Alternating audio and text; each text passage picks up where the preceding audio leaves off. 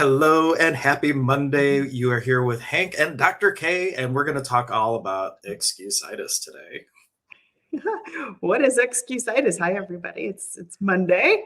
I don't know. What It's too is hard to figure out. I don't know if I want to figure out excusitis. It's a lot of work. We just make it one term versus a whole sentence. But what do we mean by excusitis? Excusitis. It's like, how many excuses are you coming up with to not do what you need to be doing to get you to the other side, and how sneaky that can be? Yeah, and really, I look at this too. It is every time you make a choice and you feel the need to reason and justify the choice, that's also like making excuses for your choice in a way. So, like, there's a lot of different angles to look at this, but it's like the energy of you just not being in the purity of choosing something and having something empowered outside of that choice and using that as a focal point instead of you. Absolutely. I'll use my example. I'm sure Hank has, there are multiple angles. So, for example, many people come to me with, can you help me lose weight? Can you help me with something else? And then, okay, great. So you're willing to do stuff? Yeah, I'm willing to do it. Just tell me what to do, because I've been having trouble losing weight. And people cry and all these different things. And I'm like, okay, we're going to set you up a new diet because we looked at your diet. We did a 3-day diary, and what you're eating is a problem. And how, you're not exercising. So is it okay if I give you a more structured diet to follow and Mm. some exercises to do? Yeah, great. So I type everything out, give it to people. And these are just simple examples. I don't like these gluten-free wraps. Is there something else I can use? I didn't get it in, my kid had a softball meeting, and I didn't get the cardio in. I'm thinking of some other things. I can only get these 4 meals. I know I'm supposed to do 5, but I can't get the 5 meals. I can't seem to find time to eat the lunch. And so all these excuses come up when you can actually do it. Because I've done it. I have done it tooth and nail, eating 6 meals a day and doing cardio and working out for 2 hours to get to a show. I did that for almost 6 months. And there are times I've done it for 6 months. So if I can do it, and my friends who can do it, who have 2 kids, you can do it too.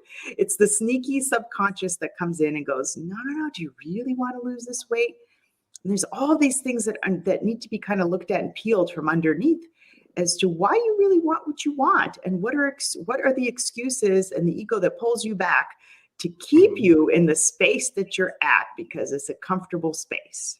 Yeah, or is the very thing you're looking at creating the excuse? Like if you were taught that you had to be a certain way in the world, and I want to lose weight because that's the only way I think my parents will receive me, like that the whole losing weight thing is not really alive for you as a choice anyhow. That in itself is I have an excuse over here why my parents don't love me, and this is going to fix that. So here's like a whole nother little dynamic. And just in case, like this might be really an odd video because all of a sudden I saw it Mhm. starting counting up from 0. I don't know if you saw that too. So I'm like, I don't know, like the first minute or two of what we were talking about, I don't know if it's really there or not. So just in case, we're here talking about excusitis. And we're not going to make excuses for not doing this video, so we're going to push through. But it might be a little wonky. I don't know until we like actually do the replay. But excusitis is just this energy of making excuses instead of choosing and being in the world. And we just gave Dr. K gave an amazing example, and then I was just kind of playing it a different way. That sometimes the thing that we are looking to do is the excuse because we're avoiding something else or looking to fill a void somewhere else. Yeah, thinking of some other things, just excuses for not, when we want something out there, if you want it bad enough, then you go get it. Look at the excuses and the reasons that those are coming up to keep you in the space that you're in, because you're comfortable. We know comfort, and we we don't know the future. We don't know, it's uncertain, Mhm. and the brain doesn't do well with that. So we base our experiences on the past. We know that. We know the past. We know the things we've gone through. Those are comfortable, even though they may not be serving us. They are comfortable. We know them. And so everything there pulls us back. And this is why a lot of people Right. quit the New Year's resolutions. They quit their weight loss programs. Oh, it didn't work. Yes, it did Yeah. work, but you didn't follow through because it was too hard. I don't think I can do it. Like, I just ran a detox program, and I had people already, they signed up and they're like, well, I'm looking at this diet. I'm wondering if I'm going to be really hungry. And I'm like, you'll be fine. It's 21 days. So see how the excuses are already percolating up because we get so Oh, fearful of I what's about just to saw, come. and your point of view creates reality. They did I have to look up the study if you're interested in shoot it. I saw it on TikTok about places because like I have my life is on TikTok now, right? But there was a study done where they took a group of, it was all like college kids, and they were all given the exact same amount of calories, but one of them was given oatmeal. One of them was given like steel cut oats or something. One of them was given like an omelet, and there might have been another one. I forgot. And you would, but the group that got the oatmeal, they were eating exponentially more because in their mind they're used to like these bigger things, and they're getting oatmeal, and in their mind, well, that's not as good as this other stuff, maybe. And that group ate 80% more than the group that had like the eggs and the steel cut oats, and then the middle group was like 50% more. But I just thought it was really interesting that it was all the same calories and everything. Granted, food breaks down differently, but it was like just a cool little. I see how people would they perceive what you're telling them that's not really good for you, but it's so outside what I get normally that I don't feel whole if I don't get what I'm used to. Yeah. It's the mind is such a tricky thing. And so we always set out with these things that we always desire something. There's always some desire. We're always after the next thing, and there's usually material Yeah. things, and that's an attachment Oh, conversation that that's we a had. whole nother parking lot item. Yeah. Yeah. But there was another thing I was going to add to that, but it's like I just lost it. I think. Oh no, come back. Poof, the magic dragon happens even when you're recording and not just live. I'll chat more. Maybe it'll come back to you. Perhaps. Well, actually, here what it was. It's like sometimes the thing that we're looking for, like the exercise, is to look at a symptom of what is happening, that we don't want to have the suffering in our life. Not the suffering is a direct cause and effect of our choices. And so we're doing something to eliminate the symptom, but we're not looking at the choices that got us to the symptom and changing it fundamentally on how we're showing up in the world and what we're choosing. We're just trying to add something to change one element of suffering. But when you really start saying, well, what is this diet really about? Like, what is the weight gain? I have to change all these other things. It's like you're asking someone to actually start being different in the world in a way. And they're like, but I don't know who I'd be if I'm not me. But you are totally you if you start to evolve. It's not like New Year's resolutions, it's your soul evolution that you need to commit to. Absolutely. It is. Guys, life is a journey, and we think, oh, we're going to do this for a short period of time. I lost my weight. You're going to gain it all back. And we don't want to focus on weight. This is just an example because there's so many excuses around that. Another one that's a big one is I don't have time. I don't have time. I don't have money. Both of those things. I don't have time. I don't have money. You're not doing what you need to do to get you to the other side of where you'd like to go. Right. And focus on the process of change. Like I think I sent this video to you. There was a guy who was talking about people growing flowers. And if you're focused on flowers, flowers, flowers, flowers, the flowers never come because what do you need to focus on? What do I need? What do I choose to do now towards that target? And you're dealing with dirt and soil and fertilizer and water and trimming the weeds and all these things. The process is where the magic occurs. And then the outcome, the consequence is that the flowers come. And so like we're looking at, this is the body that I want. This is the money that I want. This is the relationship that I want. And we're focused on the target, and we're actually fragmenting out of the moment instead of saying, what can I be and do here with the co-creation power of the universe to move towards that? Instead of so good. That's so good. Oh my gosh, such a nugget. And I've done this myself. I'm like, well, I really want that. And I'm like, but it's going to take all these steps to get there. And it's going to take consistent aim and effort. And it doesn't have to be hard, but it is consistent aim and effort to. I have a song in my head, Dr. K. It's terrible. I would do anything for me, but I won't do that. Right? Meatloaf, like changing it a little bit, but it's like I would do anything for me, right? Like that's where we think we are, but then when it comes down to doing the work, I won't do that. And then it's like I won't do that, even though like we really, and part of this is like we're looking at all these things, like we're comfortable where we're at because that is just the evolution of where we've gone to, and we're afraid sometimes of the mystery, but we are in the mystery. We are discovering ourselves. And it just get comfortable being uncomfortable. And my favorite acronym for fear, feeling excited and ready, and starting to use when you feel that anxiousness instead of having it be a point of, hey, I'm not going to choose it now, being like, wow, this means I'm on the right track. This is a soul sign that, yo, I'm moving forward, you know, and I'm going to go Yeah. ahead and I'm going to run into the mystery of me and start discovering my true potential and possibilities of being in the world. So good. So good. And I'll give an example of myself. So I had a mentor a while ago who said, okay, if you want to get to where you're going and building your business and things, she gave me a list of things to do. And she's like, I want you to go out and pass out a bunch of flyers, and I want you to talk to 10 new people a day. And because this is just when I opened, you know, my business, and I had transitioned out of my medical practice that I was with, a big group. And I went to, and I'm like, what? And I came up with all these excuses. They all came because I was so scared. I was like, I'm not comfortable doing that. I'm like, is it even legal for me to leave flyers on people's cars anymore? But I did it. I had to plow through. So sometimes you just have to, and there comes a tipping and point plow when, through. yeah, when you commit and you stay the course. And I'll use an example from my experience. When I went to study mediumship, they didn't put this in the catalog, and I don't want to scare anybody, so I won't say where it is, because you totally should sign up for the program that calls to you. But you get there, then you find out after you pay the money for the program that part of it is doing 70 documented readings and 70 documented healings, where you have to work with someone and you have to have them fill out a form. So 140 contacts per year for 2 years.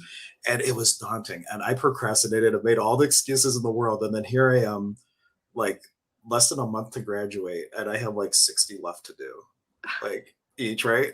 And so this is how I actually got into working with Goddess Elite, because I was like, well, I really am called to do this. I just have had all this resistance. So now in classic humanoid fashion, I wait till the last minute, it's crunch time, and I approach Pat and Jim, who own the store, and said, hey, I was really silly and I didn't do all my homework for Lilydale.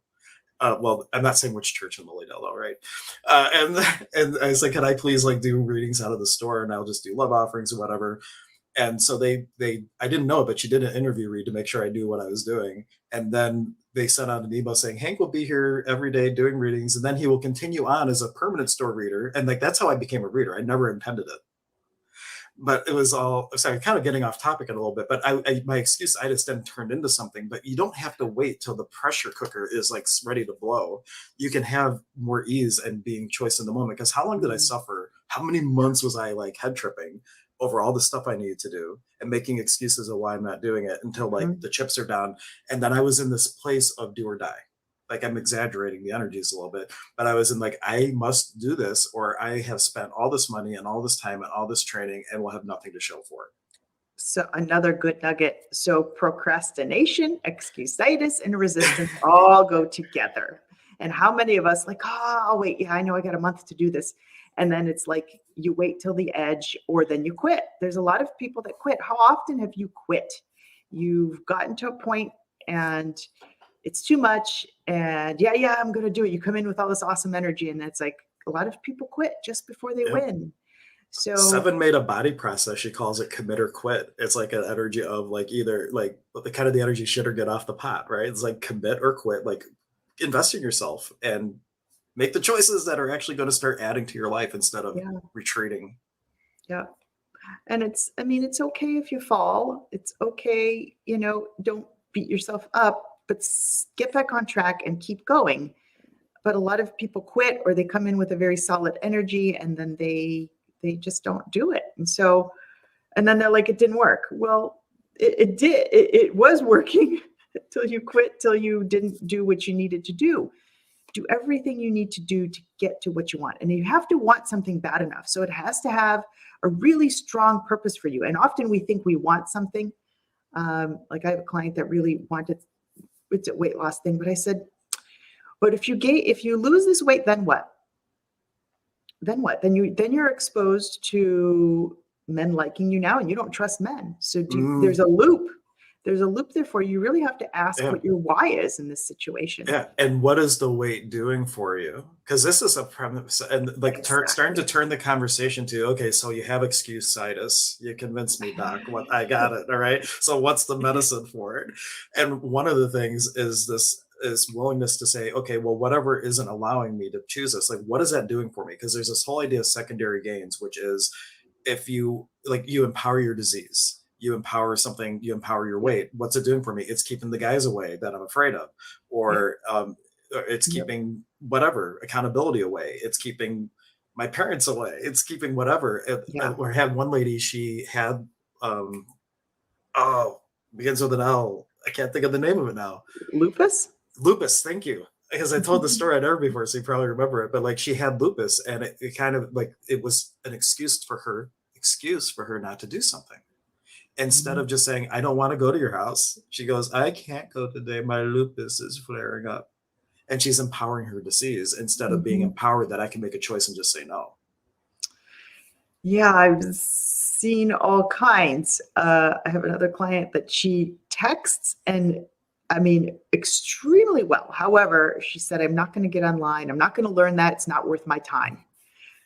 This is somebody that's not 20 years old. I'm not going to name her age, but she's we'll just leave that open ended. Texts extremely well. Sent me a picture the other day. I'm like, you mean to tell me that it's too much trouble for you to learn to get online and order your own supplements? So she has her friend do it, and then she has to go to her friend's house and pick it up, and now she wants This her was me. husband to do it. And I'm like, because there's an attention there. It's poor Yeah. me. Poor me. I get an attention. I don't know how to do it. Yes, you do. Yes, you do. You Yep. can. You can totally learn this. It's not that difficult, I but you had the won't. same thing with video editing. Like it was until that one when I wrote that poem. I was. If you haven't watched this poem, you should go back and watch the stream where That was so you good. can say the dude's name because I always mispronounce it. Thich Nhat Hanh. Okay, so like this gentleman passes away, and I literally learn about him the day that he passes because my teacher, my meditation teacher, posted this beautiful poem. And I was like, oh, this is so amazing. And it was so fitting for me because I'd just been in a journey circle and had this profound experience. And this poem encapsulated like everything from my experience. And so I really wanted to honor the guy and I wanted to do it to a video. So for years, I've resisted video editing. I'm like, it's too much of a learning curve. I had all kinds of excuses. But once I had a true like passion, desire, declaration of will that, hey, I'm learning this video because I really want to honor this poem because it's that important to me and to share it. And I learned it in a day. It wasn't that hard for me. It was it wasn't, but that's like I had years of resisting video editing. And when I actually was in the space of receiving and being open to change, it happened like that. And that is like 99% of the change you're looking for in your life is the true declaration to the universe. I am ready and willing to change, and the willingness to receive it and be received for who you're becoming. It's like a Yep, two-way thing. totally. And just step forward.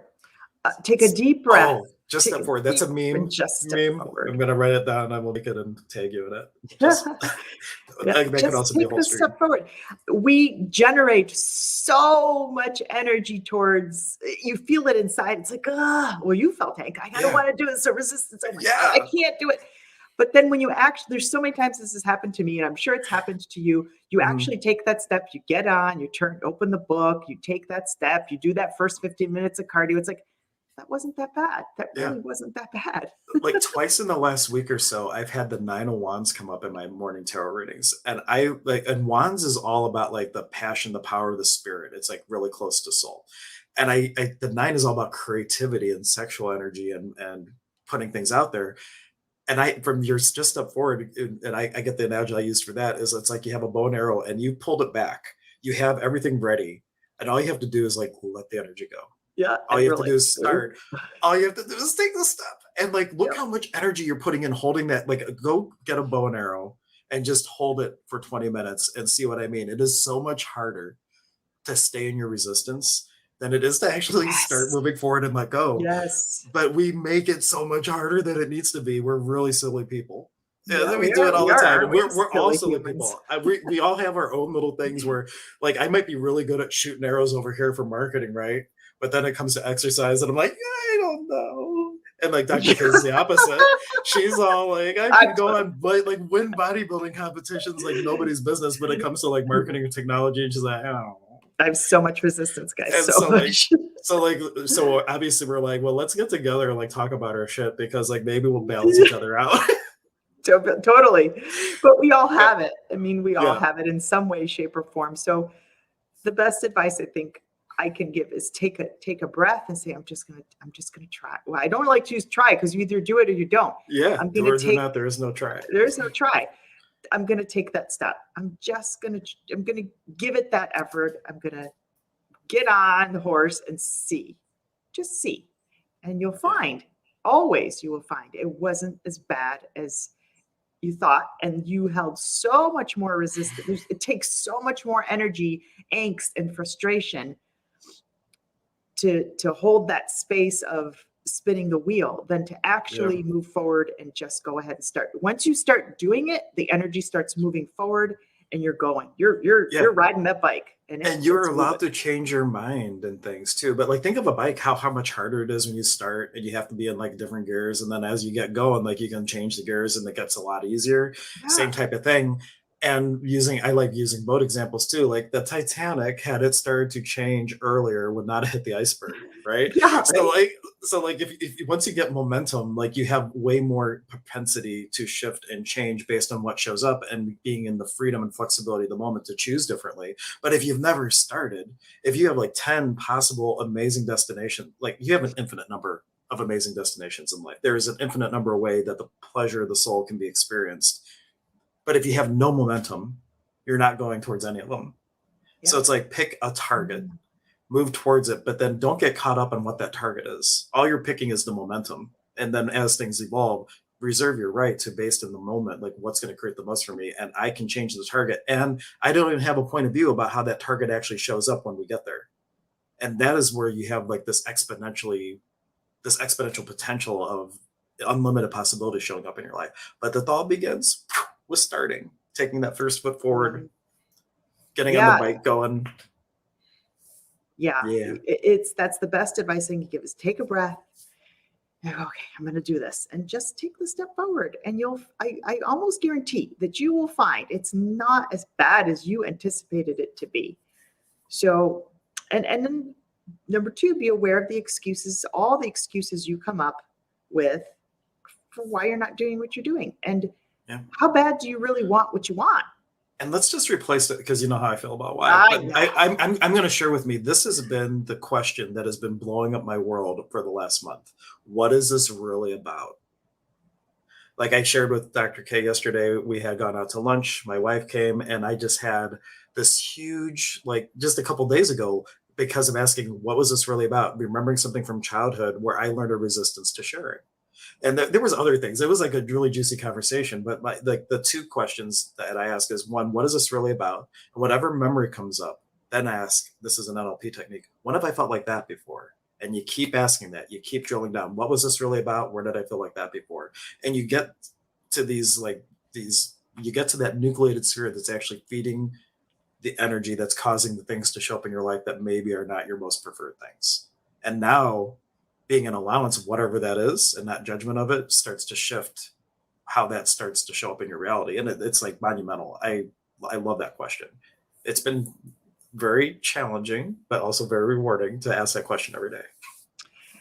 Yeah. The last thing that's popping up is like, sometimes we want things, but we don't want to go through suffering. We want such instant gratification. We want the flowers without getting our hands dirty in the garden. Yeah, exactly. That's such a great flower analogy. Is great. Yeah. We just want to, we want, especially in the medical world. It's like, we have a condition, we want it to fix overnight. I see that time and time again. And trust me, I wish I could just wave a magic wand and fix it for you. However, there's a journey with this whole thing, and the body does not turn around overnight. It's like if you're on a boat and you make a really sharp turn, what's going to happen with the boat? It's going to tip over. The body's the same way inside. We can't just, there's certain medications have to be weaned off. Like, I want to feel better. I'm like, okay, well, you're going to have to go through this step and this step and this step. And we're really weaning you off and then restructuring and creating a new routine. That takes time. And understand, like, I'm 40 something years old. I try not to remember exactly, but like I spent 40 years getting to the point, but like when I really started getting sober, like I got sober in 2006. I got sober in 2006, and I was drinking from like 1997 daily. Well, maybe not quite. As soon as I was 21, I had many years of fast drinking and everything. And I got sober, and I didn't get better overnight. I spent years screwing myself up. It took me some time. I mean, things can't happen instantly. And I have seen miracles happen. I have experienced miracles for myself. But don't have a point of view about how long it takes and stay the course. And you're just looking at good, orderly direction, be in the moment, like the flower analogy, you know you're a beautiful flower, but everybody's divinity. You are a beautiful flower in the world. There's no doubt about that. But instead of focusing on the beautiful flower you're becoming, focus on the process in the moment that makes that flower beautiful. Refine the nectar, you know. That's just my shaman analogy. We refine our nectar to draw the royal hummingbird to us, which is our connection to creator, our connection to our Christed over self. And so like you work on the shadow, and eventually those two worlds start to meet. And that's when you're in the world, but not of it. Yep. And things get really exciting. Totally. There is a tipping point. I always tell, people start with the meditations that I give them because they do some magical things. It's like, well, I didn't do it today, and I only did it once this week. I'm like, stick to the 30 days. Ooh. There will be a tipping point. There will be a tipping point. There will be. Yes, Yep. for sure. And you often give up. I mean, it took me a year. Granted, I have tools now that expedite me forward much faster than if I was trying to do it myself with no help. However, it took me a year to get to the point that my awareness is so much more keen now that I can catch myself. And then there's another level that I'm like, oh, I thought I dealt with that. Like 2016 was an awesome year. Like I'm never going back to all that crap I went through. And it's like, no, Adriana, there's another level. I'm like, here's a newsflash. Your soul came to experience stuff, because on the other side, there's the absence. Like there's no duality. It's oneality, right? And like, so here it's all about the contrast and the gradient. So if you're just puttering through life and you're like, everything's so good, your soul's going, I'm bored. Yeah. I gotta create some weird shit for you to go through. So you like start doing something more interesting. So like rather than be at the effect of the creation of the unconsciousness of your Christed over, it's not actually a very conscious Christed over self, but rather than getting poked and prodded to like get interesting for the experience of the soul, like go out and seek, creating in the world and see what shows up. And it's a whole different experience then, really. It is. And there's a lot of twists and turns to this. So be patient with yourself. It's not.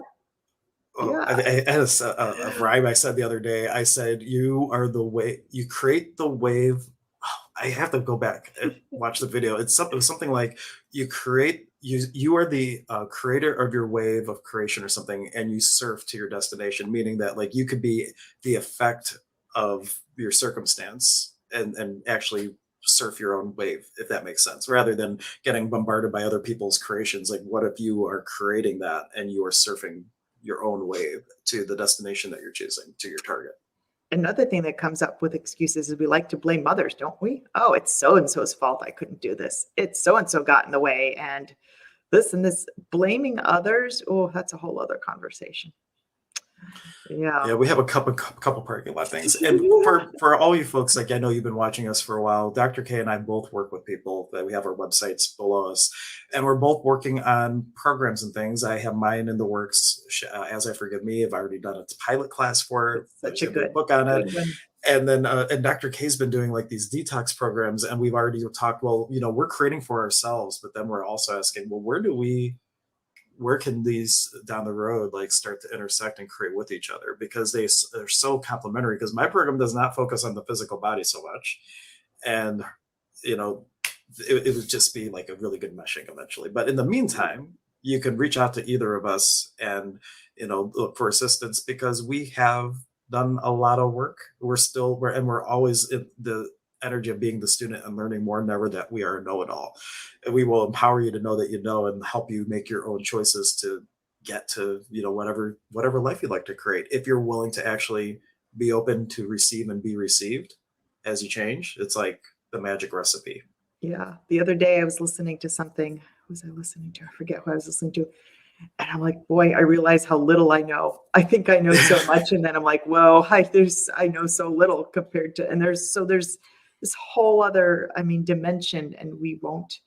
The human brain can only fit so much data out of an infinite number of things. It's like, but then again, you can channel, I guess. I guess I could argue that point, but then I don't really know it. I'm picking some other being that knows the information. But like, as much as I know about one thing, I get schooled in my own topics all the time. It's like, there's always like more, but I have to wonder, part of that is once you're at the top of a knowledge base, the universe is always expanding. Maybe that knowledge is always expanding. So no matter how much you learn of something, there's always going to be more.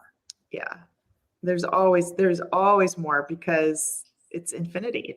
We just keep going. So I guess we encourage you to just look at where you're coming up with excuses for something that you know you need to do to help you to get to the next level. And we always have that thing, whether that be in your health, whether that be in your spiritual, journey, whether that be in your job, because a lot of people stay in jobs. Oh, I could never do that. I can't leave this is a great one. I can't leave my job because the money's good. I have so many clients, I don't know, so many, at least a handful that have so much stress in their job, yet I hear so many excuses of why I can't go on to I'm looking, I can't find anything. I'm like, that's BS. When people come for readings, I'm like, do you see a new job in my future? And I look and I get nothing. I'm like, have you even started looking? Do you have a resume or anything? Like, no. They want something new, but they don't want to do any effort or work at it. That's a big one. And the stress it's really ruining their health, really ruining health. Yet they're staying. And they know they need to move on. They're like, this year's the year I'm going to do. I'm like, okay, well, where is it? And that means you might take another job that's maybe it's a few dollars less. However, it's a stepping stone to something else. Or I could never start my own business because I really want to, and there's all these excuses. You got to take the step. You got to start. The word "but" linguistically negates everything you set up until that point. So that's your final tool for today for Excusitis. Anytime you say "but," stop yourself and be like, "What did I just say?" Because whatever you're saying, that "but" is right before the excuse. And you're disempowering what you're actually looking to do, or you're insulting someone. Because if I go to Dr. K and I go, Dr. K, your hair looks lovely, but like I totally say your hair looks trashy or something. So like, you really want to be careful like how you use that, because if you're married or something, like, honey, I love being with you, but oh my God, what are you saying? Yeah. But then they start looking at those things, because those are also the things that require healing and require deeper reflection. And like, what would it really take for me to be in the space to receive what I'm asking for? Because that's really part of this is all self-worth things. We're making excuses because at the end of the day, whatever it is we're looking to change, we don't feel we deserve it for whatever reason. And it becomes like, well, what would it take for me to really love me? And once you love yourself, maybe you'd be willing to do the work because you love yourself. Yeah. And now the whole world changes. Okay, there we go. We gave the mystery nugget away now. I know. That's okay. And I love doing these. It's so. But it comes to awareness. That's all it is. So that's why we always teach awareness is the biggest step you can take. When you start to gain awareness of, oh, there I go again, silly me. However, Yeah, and don't judge yourself when you do that. Just say, yes, I'm a silly person, and then start choosing differently. But if we get head up on, oh my gosh, I screwed up again. Like, you're actually making that more of a solidity, because energy flows, your attention goes, and you're focused that you screwed up, versus, wow, I'm so glad I noticed this. I am going to choose differently moving forward. And the whole energy is different then. And you're not focusing on, okay, one more final thing for Excusitis. If you're smokers out there with your excuses and you're thinking about all the stuff that doesn't work, tobacco's a player plant. And let's take tobacco out of the equation even. You're in a collective usually. You're in a little pocket of people commiserating over what? Energy flows where your attention goes. Yeah. Even if you take the prayer plant out of the equation, like whenever you're like in those little pods, I experienced this the other day for the first time in a long time, where there was like a community of coworkers, like really gossiping and commiserating about things that they weren't liking. And I'm just like, whoa. And I actually stopped the conversation. I'm like, wow, what is being created here? And I'm like, this conversation should not be happening. And well, I'm how to pack my judgment around that. But like, anyhow, it's like, what's being created? Energy flows where your attention goes. And comments like, oh man, this is killing me. And like, really look at your words. What are you creating when you're focused on what you're talking about? Mm-hmm. That's on the parking lot too. Who do you surround yourself with? Who do you spend time with? And I'm adding it. Yep. That's a really important when you become who you hang out with. Yeah. You will take the flower now to do what other flowers have been planted around you, because you're going to have to cohabitate. And there's some plants that are contributory to one another and some that are not. Yep. And there's some insects that are contributory to the plants and some that are not. And, there's some predatory plants. There's man-eating plants that you want to be careful, right? No, but in all seriousness, like, what are you even putting in the soil? Different plants, like different chemicals, like pH levels and all kinds of things. Like, look at, the flower that you like to become. What qualities do I require to express that? What processes could I do now to work towards that or to be that? It really becomes being in the moment, loving yourself, and like just doing the the process, not worried about the destination, but what I'm processing in the moment. Exactly. Because you So could be doing this, and then all of a sudden something else comes along, and you could change your target, and you could become a different flower. totally. So at the end of the day, look at where start noticing your excuses. Absolutely. Cool. Well, thank you Okay. everyone for tuning in. We will be back live, I believe, next Monday. And sorry we Yep. weren't interactive. We had to pre-record because we weren't going to be able to be live, but we will see you next time, hopefully, and have your comments ready. We'd love to interact with you. Bye. Absolutely. Bye, guys.